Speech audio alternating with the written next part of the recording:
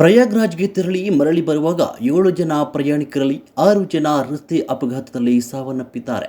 ಮೃತರೆಲ್ಲರೂ ಬೆಳಗಾವಿ ಜಿಲ್ಲೆಯ ಗೋಕಾಕ್ ನಿವಾಸಿಗಳು ಅಂತ ತಿಳಿದು ಬಂದಿದೆ. ಮಧ್ಯಪ್ರದೇಶದ ಜಬಲ್ಪುರ್ ಜಿಲ್ಲೆಯ ಸಿಸೋಳಿ ಗ್ರಾಮದಲ್ಲಿ ಕಿತ್ತೌಲಾ ಪೊಲೀಸ್ ಠಾಣಾ ವ್ಯಾಪ್ತಿಯಲ್ಲಿ ಈ ಘಟನೆ ನಡೆದಿದೆ. ಬೆಳಗಿನ ಜಾವ 5 ಗಂಟೆಗೆ ಅಪಘಾತ ನಡೆದಿದೆ ಅಂತ ತಿಳಿದು ಬಂದಿದೆ.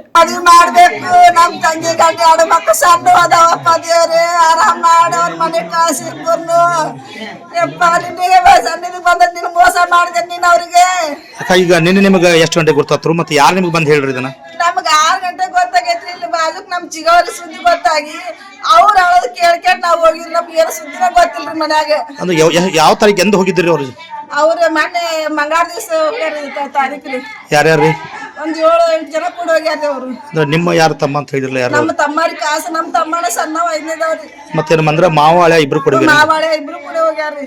ಇಬ್ರು ಎಲ್ಲಿ ಕೆಲಸ ಮಾಡ್ತಿದ್ರಿ?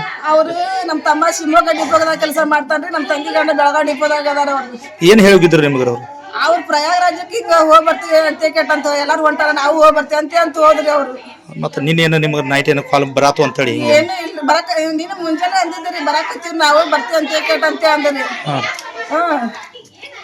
ಆದ್ರೆ ಇವತ್ತು ಹಿಂಗಾಗಿತ್ತು. ಹ್ಞೂನ್ರಿ.